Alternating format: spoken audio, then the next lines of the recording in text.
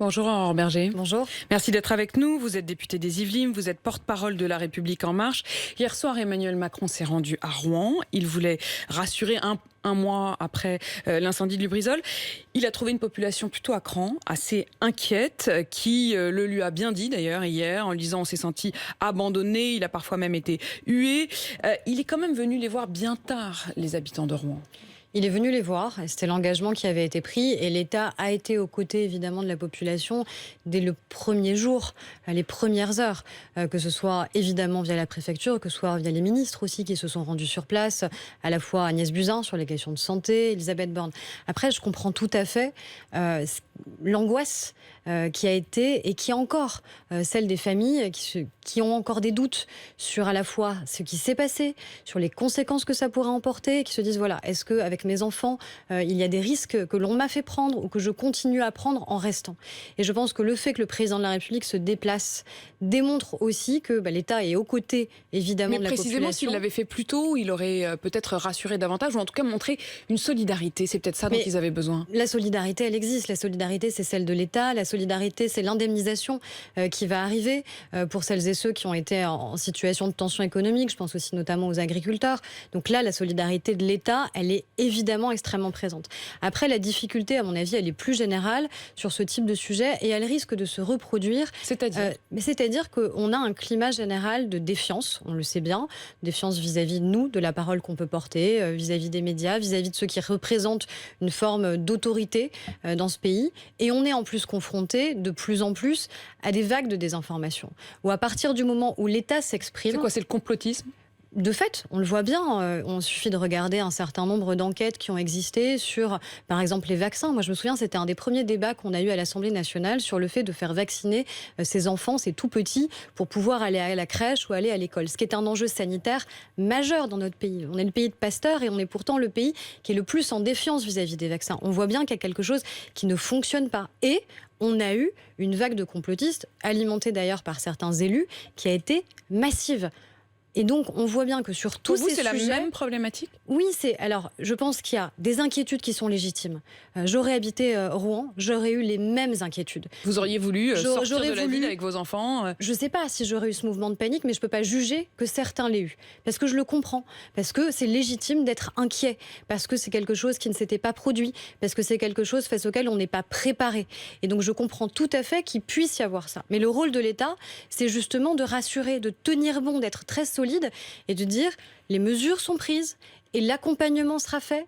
Et par contre, en effet, il n'y a pas à avoir un mouvement de précipitation qui pourrait donner justement là des fausses informations aux Français. Sur la défiance, on a senti hier soir justement dans ce moment qu'a partagé Emmanuel Macron avec les Rouennais dans la rue, à déambuler comme on dit maintenant, on a senti aussi remonter ce qu'on entendait pendant le mouvement des Gilets jaunes, une défiance plus large qui est une défiance aussi de découragement avec parfois des mots très violents, Macron démission, avec des huées. Est-ce que vous avez le sentiment qu'au fond, ce mouvement-là ne s'est pas éteint et qu'il pourrait ressurgir sous une forme ou une autre ? Mais c'est ce qu'on dit depuis longtemps. C'est-à-dire que c'est un mouvement qui vient de très loin. Et en effet, il ne s'est pas éteint encore aujourd'hui. Tout simplement parce que les difficultés qui ont été soulevées il y a un an, on essaye progressivement aussi d'arriver à y apporter des solutions. Moi, je le vois sur un sujet, par exemple. On a beaucoup parlé des femmes quand on a parlé du mouvement des Gilets jaunes. Le fait que pour la première fois, devenait visible aussi sur ces ronds-points des femmes et les familles monoparentales. Pour la première fois, là, on a voté quelque chose de très concret sur le recouvrement des pensions alimentaires. Et ça, c'est sonnant et trébuchant. Et c'est la démonstration qu'on peut aussi, de manière concrète, répondre à des enjeux du quotidien. Je pense qu'il n'y a pas un seul député, un seul Français qui ne connaît pas une femme qui a été confrontée à ça et qui n'est pas dans une situation de souffrance et de difficultés financières à cause de ça. On va parler d'autres mesures d'ailleurs sur les femmes, celles qui ont été proposées par Marlène Schiappa, mais encore un mot sur ces mouvements de défiance. Quand vous voyez monter à la SNCF depuis déjà plusieurs semaines et avec sans doute un crescendo jusqu'au 5 décembre, qui est une journée qui est annoncée comme très suivie, une journée d'appel à la grève, est-ce que vous pensez pas que c'est une autre résurgence également de cette même colère sociale ? Qu'il y ait une colère dans le pays, oui. Et d'ailleurs, c'est sur cette colère qu'on a été élu. C'est sur cette insatisfaction depuis un certain nombre d'années, sur le fait à la fois que les hommes et les femmes politiques ne tenaient pas à la fois leurs engagements, ne tenaient pas sur la capacité à réformer. Et donc, on est aussi le fruit de cette colère de manière très claire. Je ne serais pas là et je n'aurais pas été élue députée si à un moment il n'y avait pas eu de la défiance et s'il n'y avait pas eu de la colère. La question c'est, est-ce qu'on est en capacité de le réparer? Est-ce qu'on est en capacité, nous, par ce qu'on porte, par ce qu'on fait concrètement à l'Assemblée, d'apporter ces réponses-là. À mi-mandat, visiblement pour les Français, c'est pas évident. Et on doit continuer à convaincre. Mais continuer à convaincre ne veut pas dire qu'il va falloir s'arrêter de continuer à réformer. L'exemple de la SNCF est le bon. On a oublié qu'on a fait la réforme de la SNCF il y a un an et demi. Mais elle a laissé des cicatrices. Mais elle a surtout démontré notre capacité à agir sur le sujet alors que tout le monde considérait que c'était une réforme nécessaire et impossible. Et on a réussi à la faire. Et il faut qu'on aille au bout sur à la fois la capacité, notre démonstration de notre capacité à réformer, et je pense notamment à la transformation du système de retraite, et il n'y a pas de raison qu'on n'y arrive pas. Alors simplement, franchement, sur ce bout de la réforme des retraites, on ne le voit pas trop parce qu'il est repoussé quand même de jour en jour. Vous avez repoussé le temps législatif, puisque finalement, vous avez décidé qu'il faudrait encore un débat, alors qu'il y avait déjà eu 18 mois de consultation sur cette question des retraites. Et puis maintenant, on le sent bien, la mise en application de cette réforme, elle pourrait en réalité n'avoir lieu que dans un demi-siècle. Est-ce que vous n'êtes pas, d'une manière un peu sourde, en train d'effacer cette réforme des retraites? La réforme, elle ne sera pas effacée, la réforme, elle sera conduite. Non seulement parce que nous avons promis que nous la conduirions, mais surtout parce qu'elle est nécessaire. Moi, j'appartiens à une génération qui ne croit même pas qu'elle aura accès demain à un système protecteur au moment de sa retraite. Clairement, quand on parlait de défiance, la défiance de notre génération, elle est massive en la matière. Après, ce qu'on dit, c'est qu'on a un pacte qui a été conclu entre les Français et l'État. Vous reculez un peu devant l'obstacle quand même. Alors déjà non, vous avez bien vu qu'en général, le président de la République ne reculait pas trop devant les obstacles et qu'il les affrontait plutôt. Après, on ne peut pas à la fois nous dire « vous n'êtes pas suffisamment dans le dialogue et dans l'écoute » et nous reprocher de l'être. Non mais il les affronte dans les mots, vous avez parfaitement raison, comme hier soir à Rouen. Mais est-ce qu'il les affronte dans les faits? La réforme de la SNCF, nous l'avons faite. La transformation de l'assurance chômage, et on pourra y revenir, nous la faisons. Et ce sont des réformes dont on sait qu'elles nécessitaient à la fois du temps de négociation avec les partenaires sociaux, mais aussi du courage d'assumer, de créer des nouveaux droits et à un moment de dire voilà, on a 300 000 emplois non pourvus dans notre pays. Et donc, il est légitime qu'on puisse changer les règles et le mode de fonctionnement. Mais sur la transformation du système de retraite, on sait qu'en effet, ce sera une réforme qui demande du courage. Et c'est peut-être aussi la raison pour laquelle, finalement, elle n'a pas été conduite jusqu'au bout par nos prédécesseurs. Il y a eu un certain nombre de tentatives qui ont été courageuses, mais qui, à chaque fois, étaient de jouer sur un paramètre. Et là, vous voulez changer le système, avec notamment ce système universel. Il va falloir transformer. Et on le dit aussi aux Français, on va avoir besoin d'eux pour être à nos côtés dans cette réforme-là. Parce qu'on va avoir des réticences, puisqu'on va toucher, en effet, à des régimes spéciaux. Aujourd'hui, les Français, c'est un sondage Elab pour BFM TV, un sondage de mi-mandat. 6 sur 10 jugent que l'élection d'Emmanuel Macron en 2017 a été une mauvaise chose, ce qui veut dire qu'il n'a pas convaincu au-delà de son électorat. Ce qui veut dire qu'on a encore beaucoup de travail à faire, en effet, de conviction. Et on sait que, à la fois, moi je trouve que la campagne qu'on a eue en 2017, elle a été une campagne où il y a eu beaucoup de non-dits finalement. Parce que, à la fois, on a eu finalement un candidat qui n'était pas attendu par les Français peut-être eux-mêmes et qui a réussi à les convaincre, mais aussi parce que, du fait de ce qui s'est passé autour de la candidature de François Fillon, finalement il y a des thèmes qui ont pris le dessus et d'autres plus habituels dans une campagne électorale, que ce soit sur les questions de fiscalité, les questions d'immigration, qui sont passées sous le tapis. Quand on voit que Emmanuel Macron est en train aussi de réinstaller quand même une forme de duel, un duel que réinstallent également les Français, parce que si on en croit le sondage d'hier, toujours ce sondage est là pour BFM TV, si on rejouait l'élection aujourd'hui, Emmanuel Macron serait quasiment à jeu égal avec Marine Le Pen, elle passerait d'ailleurs légèrement devant, 27 pour lui, 29 pour elle. Mais en fait, ce duel, c'est pas nous qui l'avons choisi. Mais il vous arrange presque dans un sens. C'est souvent ce qu'on nous dit finalement, ça vous arrange d'avoir comme adversaire l'extrême droite. Moi, ça m'arrange pas d'avoir comme seul adversaire véritable l'extrême droite. Parce que ça veut dire que si on ne réussit pas, c'est ce risque-là qui nous attend et qui attend notre pays. Et je peux vous dire qu'on en est très conscient et qu'on le voit bien systématiquement dans toutes les réformes que l'on mène. C'est cette question à un moment qui nous obsède. Se dire, si on échoue, si on n'arrive pas à convaincre, si on n'arrive pas à rétablir la confiance, alors le risque, c'est que ce qu'on a réussi à repousser en 2017 puisse arriver en 2022. Donc on ne joue pas sur les peurs. La peur, elle existe parce que de fait, les Français à un moment ont balayé d'autres formations politiques qui clairement n'ont pas réussi à se réinstaller, qui n'arrivent pas à reformuler des propositions que les Français ont envie d'entendre. Et donc le duel, c'est pas nous qui l'avons choisi. Mais le fait d'aller donner par exemple une interview à Valeurs Actuelles, qui est un journal très conservateur, jusqu'à présent aucun président n'avait répondu directement à un entretien de Valeurs Actuelles, est-ce que c'est pas une manière de dire bah oui, ce duel il existe, et d'ailleurs en fait c'est à eux que je parle? C'est d'abord une manière de dire je parle à l'ensemble des Français. Enfin, moi je lis les commentaires depuis 48 heures sur le sujet et je suis quand même assez surprise. En fait, le président de la République devrait être le président de tous les Français, sauf de ceux qui lisent Valeurs Actuelles. Sauf qu'il y a des Français qui lisent Valeurs Actuelles. Et je pense qu'on a un intérêt à leur parler et à parler à tous. On ne se pose pas la même question quand il s'adresse à d'autres médias. Il est le président de l'ensemble des Français. Et je pense que justement, aller sur ce terrain-là et assumer face à Valeurs Actuelles, d'avoir un discours qui est à la fois très combatif sur les questions d'immigration, mais qui est très clair sur nos valeurs républicaines, je pense que ça, c'est courageux. Oui, enfin, il y a quand même des points sur lesquels il va très loin dans cette interview. Je prends une phrase, par exemple, à propos de la manifestation du samedi 19 octobre pour le voile. Voilà ce qu'il en dit. Cette manifestation place de la République à Paris, c'était du tiers-mondisme non aligné au relent marxiste.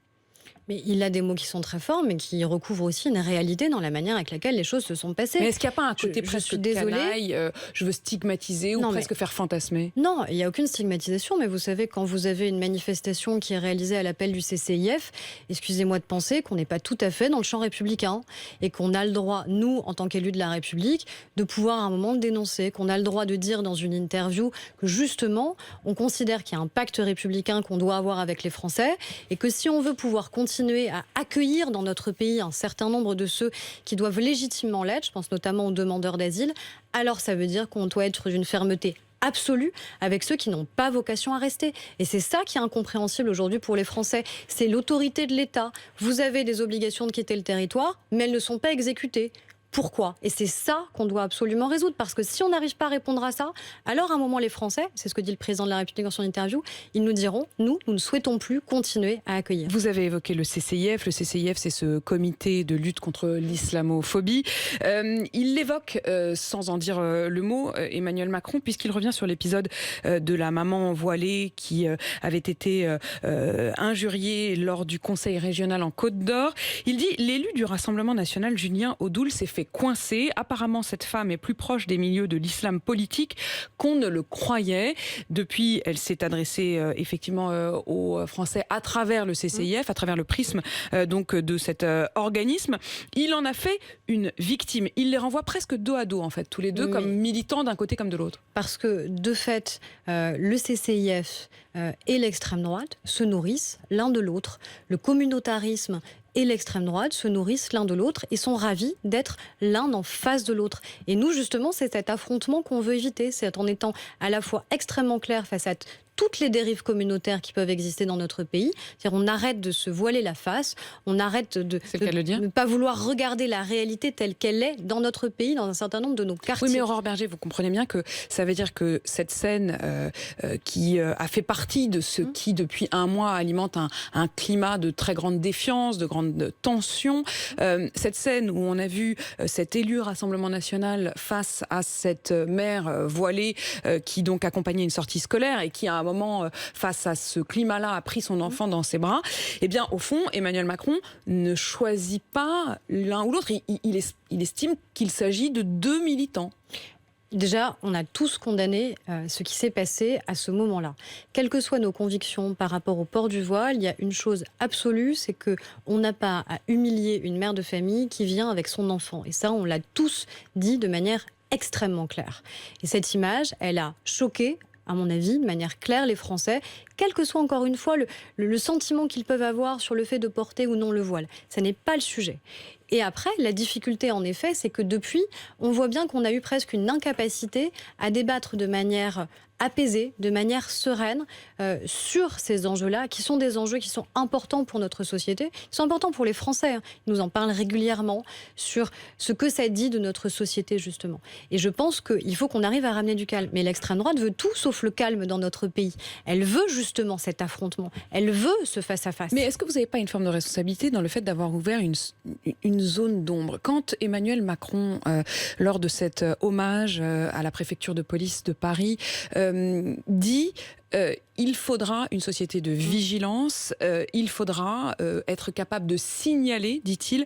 Il appelle les Français à signaler les petits gestes d'éloignement d'avec les valeurs de la République, d'avec nos lois. Mais pour autant, il ne dit pas ce que sont ces petits gestes. Il ouvre une forme de zone grise. Est-ce que c'est pas une zone où on va avoir du mal à trouver la limite entre signalisation et dénonciation? Non, mais la question, c'est pas de dénoncer des comportements qui nous déplairaient. C'est pas ça l'enjeu. La question, c'est de se dire à un moment. Pardon, c'est pas clair. Mais c'est à nous de le définir si ça n'est pas suffisamment clair. Est-ce que c'est pas au président de la République de le définir? Et on convoque en permanence le président de la République en lui demandant un discours. En même temps, on lui reproche de donner une interview de 12 pages. Donc je pense qu'il s'est exprimé. Il s'est exprimé de manière très claire et de manière répétée. Contrairement à ce que j'entends souvent, que ce soit à la préfecture de police de Paris, que ce soit à l'issue du grand débat. Ou que donc pour vous, il n'y a pas besoin d'un discours de plus, par exemple, sur la laïcité ou sur l'islam de France? Je ne sais pas si c'est nécessaire. De toute façon, c'est lui qui choisira le moment auquel il s'exprimera, s'il estime qu'il a besoin et que les Français ont besoin de cette parole-là. Par contre, en effet, sur la question de la lutte contre les dérives communautaires, nous, on est très clair sur le sujet. Ce que fait Jean-Michel Blanquer à l'école, c'est extrêmement clair. Pendant des années, on a dit aux enseignants, faites comme si vous ne voyiez pas ce qui se passe sous vos yeux. C'est ça qu'on leur a dit. Or, nous, on a fait l'inverse. On dit maintenant, vous allez nous dire ce qui se passe. Vous allez faire remonter au ministère de l'Éducation nationale toutes les atteintes qui sont faites à des principes qui sont des principes républicains. Parce qu'il n'y a rien de naturel à ce que des enfants n'assument pas une mixité entre eux. Il n'y a rien de naturel qu'un petit garçon refuse de tenir la main d'une petite fille pour rentrer dans une salle de classe. Et donc, à un moment, l'idée, c'est juste de comprendre ce qui se passe et d'assumer de voir ce qui se passe dans notre pays. Moi, ça m'a beaucoup marqué en tant que députée. L'un des premiers rendez-vous que j'ai fait, c'était avec une commissaire divisionnaire dans mon territoire et qui s'occupe notamment de communes comme Trappes ou comme La Verrière et qui m'a parlé de ces quartiers-là en me disant à un moment, ce qui est le plus frappant, c'est l'invisibilité des femmes. C'est qu'on ne voit plus les femmes dans l'espace public. Et donc c'est ça qui devrait tous nous préoccuper. Mais est-ce que précisément avec ce débat sur les mamans voilées qui accompagnent les enfants à la sortie scolaire, vous n'allez pas faire l'inverse, c'est-à-dire au fond les inhiber et les renvoyer chez elles, même celles-là qui sont en train d'accompagner leurs enfants? C'est un débat qu'on aura si à un moment la question se pose à l'Assemblée nationale sur telle ou telle proposition de loi. Moi, ce que je ne veux pas, c'est qu'encore une fois, on essaye de nous mettre face à face.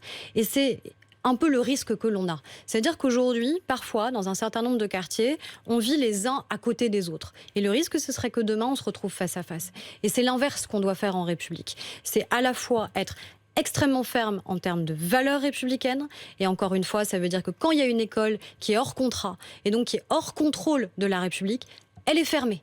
Et c'est ce qu'on a fait. Elle renaît de ses cendres quelques semaines plus tard. Hein. Non, attendez. Dans les faits, il y a des écoles qui ont été fermées. Il y a une proposition de loi qu'on a adoptée avec des mesures extrêmement précises de contrôle justement de ces écoles. Mais quand on va sur le terrain, on s'en rend compte qu'il y a quand même un décalage entre votre discours très ferme et la réalité qui est que juridiquement, vous vous retrouvez dans une situation quasiment impossible. C'est pour ça que juridiquement, on a justement changé les choses. C'est une loi qu'on a adoptée il y a presque 2 ans maintenant, justement sur les écoles qui sont hors contrat. Sur les listes communautaires, qui est un des autres chantiers que vous vouliez ouvrir, pouvoir interdire les listes communautaires lors des élections, comment vous allez pouvoir justifier juridiquement d'interdire certaines listes alors qu'il existe depuis toujours des partis qui se déclarent chrétiens, par exemple? Pourquoi cela aurait pu exister depuis toujours, des listes d'union chrétienne démocrate, et que tout d'un coup d'autres n'auraient pas le droit? Comment vous le justifiez? La question n'est pas qu'à un moment il y ait des listes qui revendiquent telle ou telle appartenance. La question, elle n'est pas là. La question, est-ce que c'est vous êtes en dehors ou non des valeurs de la République? Et est-ce que vous prenez dans votre programme municipal des choses qui sont en dehors des valeurs républicaines? La question, elle se posera de savoir si c'est aussi une bonne idée d'interdire ou non ces listes. Vous doutez? La question, c'est l'efficacité. Est-ce qu'il est plus efficace d'interdire a priori ces listes et de trouver, comme vous le dites, les bons critères pour permettre cette interdiction, ou est-ce qu'il est surtout plus efficace de les combattre, et de les combattre politiquement dans nos villes, et surtout aussi de donner tous les outils aux maires qui, eux, sont confrontés au quotidien avec ce réel et qui parfois se sentent, sur ce sujet comme sur d'autres d'ailleurs, très isolés, très seuls face aux attitudes qui doivent être les leurs et qui peuvent être les leurs aussi. Merci beaucoup Aurore Berger. Je rappelle que